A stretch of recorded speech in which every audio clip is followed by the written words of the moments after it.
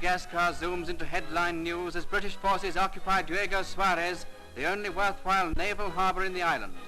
From Diego Suarez, a military road runs for a distance of over 500 miles to the capital, Antananarivo. This city is more commonly known today as Tananarive, and beginning here, the African Mirror takes you on a pictorial tour over territory on which is now focused the interest of the whole world. Tananarive is situated on a rocky eminence some 5,000 feet above sea level. Until the French took control of Madagascar in 1895, this was the home of the native rulers, and we can still see the simple palace of the beloved Queen Ravalouna contrasting strangely to the ornate residence of her Prime Minister. Ravalouna was the head of the Hoovers, an intelligent, artistic race that still forms the largest proportion of the capital's population. They constitute what might be termed the traders, and in this spacious marketplace they barter or sell various articles that they make themselves. Madagascar's chief crop is rice, and the natives put the rice straw to good use.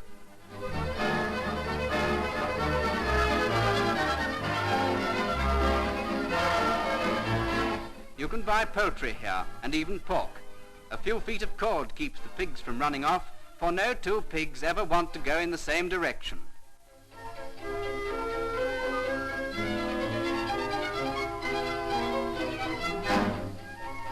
The only railroad in Madagascar is this narrow-gauge track which runs from the capital to Tamatave on the east coast. Elsewhere, travelling facilities are still very primitive, and an abundance of rivers and mountainous slopes makes the going rather adventurous.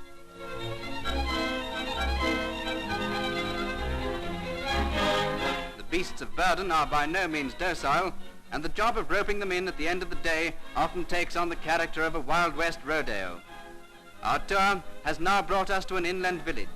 The 3.5 million natives on the island are divided into 6 different tribes, and here we meet the Wrestle.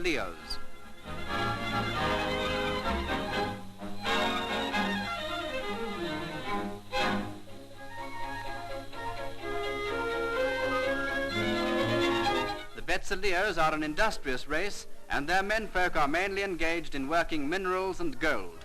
The gold is alluvial, and primitive methods are still used. The output of gold is very small, but we come to big-scale production when we consider Madagascar's rice. A large army need never go hungry here, for the island soil is extremely fertile, producing not only an abundance of rice, but plenty of fruit and vegetables. In addition, there are thousands of the Malagasy oxen, good prime beef. Just above Tamatave, we find mighty rivers and towering forests, and a tribe of natives who learn to paddle a canoe almost before they learn to walk. They are the Betsi Mizeraka, and they live and work in these great lumberlands.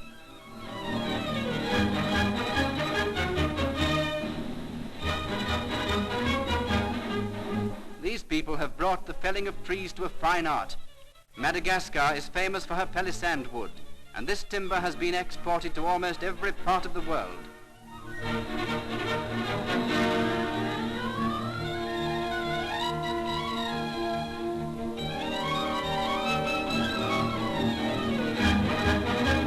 Deep in the heart of the forests, sawmills prepare the logs for their trip to the coast. The problem of transport is solved by the rivers.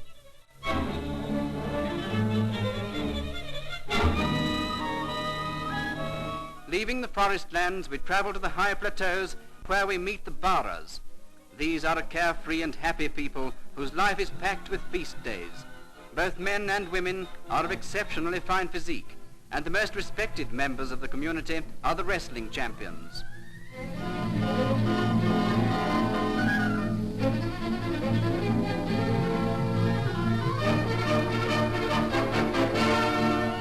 The Sakalavas are another sporting tribe, but savage and intractable. They pride themselves on their spear throwing.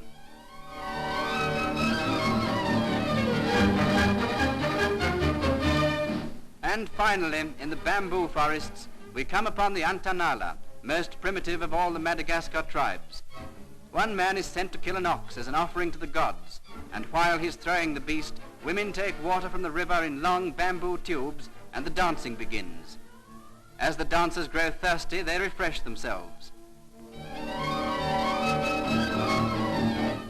climax of the ceremony is reached when the little people pray to the head of the recently killed ox. On the horns are bracelets given by virgins in the tribe, and on the sacrificial stone are 3 different kinds of offering. For the Antananarives worship first, second, and third-class gods, a form of religious snobbery. From a primitive, little-known island, Madagascar suddenly became an important square in the great chessboard of war. For in enemy hands it could have menaced the vital lines of supply that go around the Cape and up to the Middle East. But this time the United Nations got in first. The British Navy still protects the sea lanes to the north.